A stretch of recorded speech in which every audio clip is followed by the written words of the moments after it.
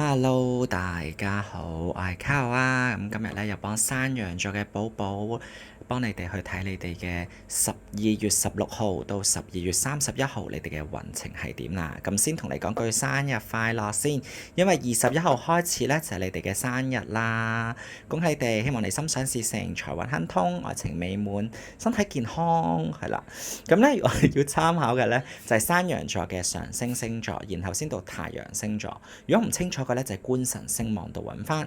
咁第一宮咧就係上升星座嚟㗎啦。咁山羊座寶寶，你哋而家啲咩幸運嘅地方咧？就係同朋友溝通、合作、交通，跟住咧同人七宮係合作啊。咁即係簡單啲，同 friend 去合作，同 friend 去一啲本地嘅周圍玩，或者同啲死黨，有啲死黨叫你去開 party 咁都會好開心嘅。OK。咁同埋第二個咧就係第二宮同第五宮啦。二宮咧就係代表咗小嘅賭博，二宮係代表財富，五宮係代表小嘅賭博。咁即係咧簡單啲，你可以賭下少少錢，會贏錢嘅。加埋你哋生日特別旺啊，可能咁咧，同埋同你情人。咁就會有一個好開心嘅關係啦，係啦，因為二宮咧就係營養，咁五宮就係情人，咁可能你嘅情人會俾啲營養你，即係可能好好咁照顧你啦咁樣。咁如果你有小動物嘅話咧，就係你嘅小動物會有一個唔錯嘅健康啦。咁如果你有小朋友嘅話，身體會唔錯啦，即係佢哋嘅營養會好好啦。咁同埋亦都有個人生舞台嘅第五宮，咁即係可能你自己會用好多錢去栽種你自己啦，咁樣都係好順利嘅。係啦，咁呢排個精神啊、精氣神都會唔錯嘅，都有啲心機去打扮下自己。好啦，咁要小心嘅你宮位係咩咧？就係12宮同3宮啦。咁咧就係小心你哋自己喺溝通方面同人哋會有啲誤會啦，因為12宮就係思想啦、福德啦，同埋我哋暗藏嘅一啲能量啦。咁樣咧3宮就係你自己嘅好嘅朋友啦。咁樣咧，你就要留意下，其實你會唔會太專注喺自己度，而少咗揾自己身邊啲朋友咧？咁令到關係會疏離咗咧，或者會唔會有啲是非咧？我覺得呢啲就唔好理佢哋啦，係啦。咁同埋三宮咧有個唔係咁好嘅時候咧，就係話你小心啲交通，係啦，過馬路嘅真係小心啦，就要睇清楚啲紅綠燈。咁同埋就夜晚即係短途嘅 travel 啊嘛，夜晚出街嘅時候都要小心啲咯，係咯。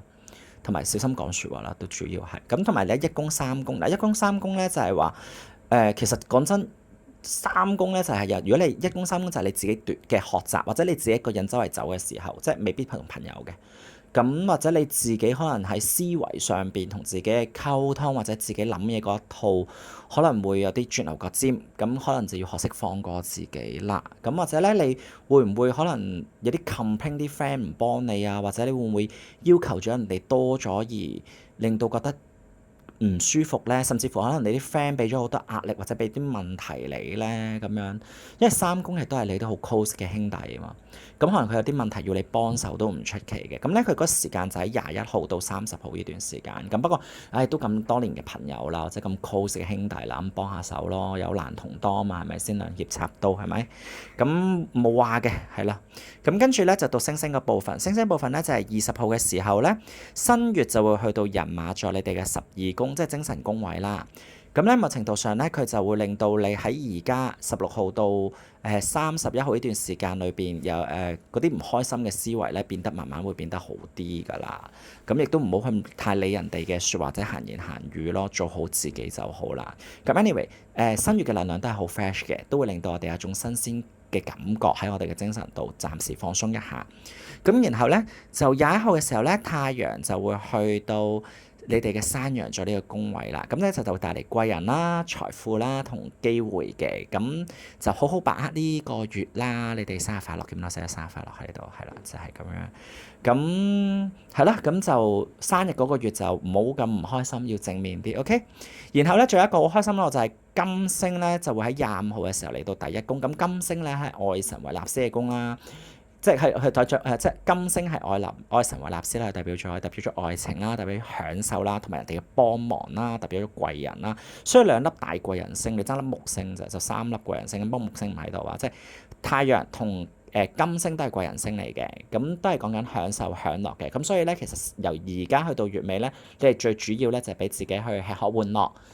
唔好諗咁多唔開心嘅，咁同人哋溝通咧，如果唔明就問清楚，如果有誤會咧就解決，如果人哋講錯咧就唔好太過執着，咁成件事就會變得好舒服、好 smooth 㗎啦。咁先再一次講，你哋生日快樂，心想事成，係啦，事事順利，一切都好，係啦。如果滿意嘅話咧，就俾個 like 我啦，對多 share 出去嘅，多謝雙魚座嘅寶寶。